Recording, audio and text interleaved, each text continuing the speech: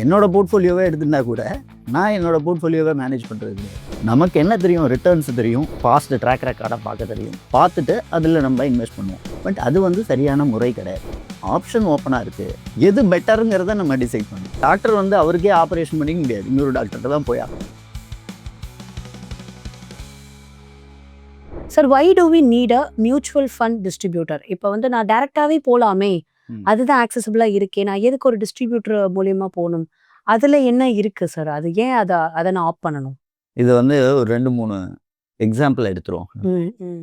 இப்போ உங்களுக்கு தலைவலி, என்ன பண்ணலாம்? உங்களுக்கு ஒரு பேராசிட்டமால் போட்டால் தலைவலி போயிடும் தெரியும்.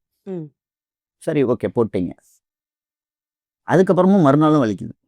என்ன பண்ணுவீங்க? ஒரு நார்மலாக எல்லாரும் பண்ணுறது, ஒரு மருந்து கடையில் போய் 2 நாளாக தலைவலிக்குது என்ன, ஒரு மருந்து கொடுப்பாரு. 3ஆவது நாளும் வலிக்குது. என்ன பண்ணுவீங்க? டாக்டர் கிட்ட போயிடுவேன் சார். அதுக்கு மேலே ரிஸ்க் எடுக்க மாட்டீங்க. ஸோ நம்ம என்ன பண்ணுறோம் அப்படின்னாக்கா, இது தெரியுது. ஸோ இது ஹெல்த்து, இந்த ஹெல்த் பாதிச்சிரும், நம்ம இந்த மாதிரி மருந்து வாங்கி சாப்பிடக்கூடாது அப்படிங்கிற ஒரு அவேர்னஸ் இருக்குது. டாக்டர்கிட்ட போயிடுறோம்.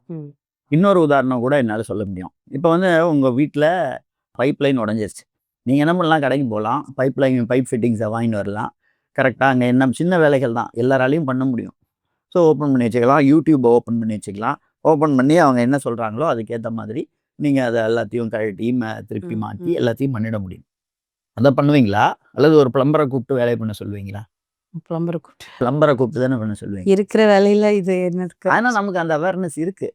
என்னன்னா, இது நம்ம வேலை இல்லை, இது பிளம்பரோட வேலை அப்படிங்கிறது நமக்கு நல்லா தெரியுது. அந்த அவேர்னஸ் இருக்குது.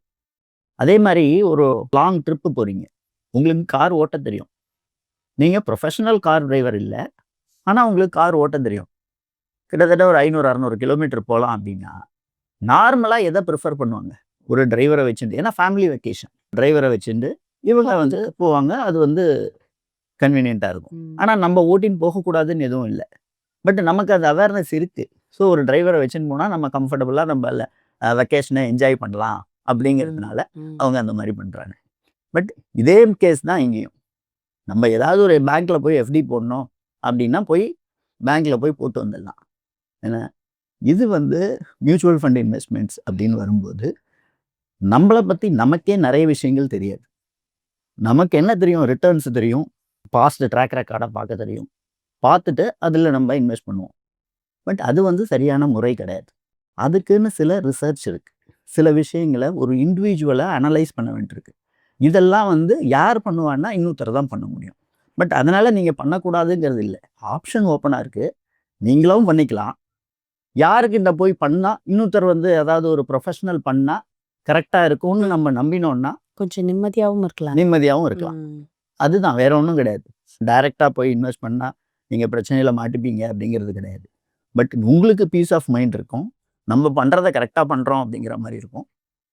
இந்த கார் டிரைவர் கேஸ் சொன்னேன் இல்லையா, கார் ஓட்டிட்டு வெக்கேஷன். ஸோ நீங்கள் அந்த டிரைவர் ஓட்டுறாருங்கிறதுனாலேயே கார் ஆக்சிடென்ட் ஆகாதுங்கிறது இல்லை. ஆமாம், உங்களுக்கு என்னென்னா ஒரு நம்பிக்கை இருக்கும், ஒரு கான்ஃபிடென்ஸ் இருக்கும், நம்ம நிச்சயமாக வெக்கேஷனை என்ஜாய் பண்ணலாம் அப்படிங்கிற ஒரு ஃபீல் இருக்கும். Exactly sir. அதே மாதிரி தான் இந்த டூ இட் யுவர் செல்ஃப் அப்படிங்கிறது ஆப்ஷன் ஓப்பனாக இருக்குது. எது பெட்டருங்கிறத நம்ம டிசைட் பண்ணணும். எது டைம் கன்சியூமிங் அப்படிங்கிறது பார்க்கணும். நம்ம ரிசர்ச் பண்ணி எல்லாம் பண்ணி அதில் அந்த டைமை நம்ம ப்ரொஃபஷனில் செலவு பண்ணோம்னா நம்மளால் அதில் என்ன பணம் சேமிக்கிறோமோ அதை விட பன்மடங்கு சம்பாதிக்க முடியும். இப்போ என்னோட போர்ட்ஃபோலியோவே எடுத்துட்டா கூட நான் என்னோட போர்ட்ஃபோலியோவை மேனேஜ் பண்ணுறது கிடையாது. I have given it to somebody else. அந்த மாதிரி தான். இப்போ என்னோட போர்ட்ஃபோலியோன்னு எடுத்துனீங்கன்னா என் சன்னு மேனேஜ் பண்ணுறான். எனக்கு தெரியாது அதை பற்றி பெருசாக. பட் எனக்கு ஸ்கீம் தெரியும், எல்லாம் தெரியும், எதில் இன்வெஸ்ட் பண்ணலாம். I can advice my client. But என்னோட ஓன் போர்ட்ஃபோலியோன்னு வரும்போது அதை யாராவது மேனேஜ் பண்ணால் பெட்டராக இருக்குங்கிறது தான் என்னோட ஃபீலிங். கண்டிப்பாக அது ஹியூமன் சைக்காலஜியும் அதால சார். நமக்குன்னு வரும்போது நம்ம கொஞ்சம் பதறிடுவோம். So when we have expert, doctor அவருக்கே ஆப்ரேஷன் பண்ணிக்க முடியாது, இன்னொரு டாக்டர்கிட்ட தான் போய். கண்டிப்பாக GSM இன்வெஸ்ட்மெண்ட் சர்வீசஸ் லாஸ்ட் 24 இயர்ஸாக சக்ஸஸ்ஃபுல்லாக ரன் ஆகிட்டு இருக்கு. ஸோ நாங்கள் என்ன பண்ணுறோம் அப்படின்னா, ஒரு கிளைண்ட்ஸுக்கும் அவங்களுக்கு சூட்டபிளான mutual funds, fixed deposit, insurance and பாண்ட்ஸை சஜஸ்ட் பண்ணிட்டு இருக்கோம். அந்த கிளைண்ட்டோட ரிஸ்க் அபிடேட் அண்டர்ஸ்டாண்ட் பண்ணி, அவங்களோட கோல்ஸ் அண்டர்ஸ்டாண்ட் பண்ணி அதுக்கேற்ற மாதிரி தான் நாங்கள் சஜஸ்ட் பண்ணுறோம்.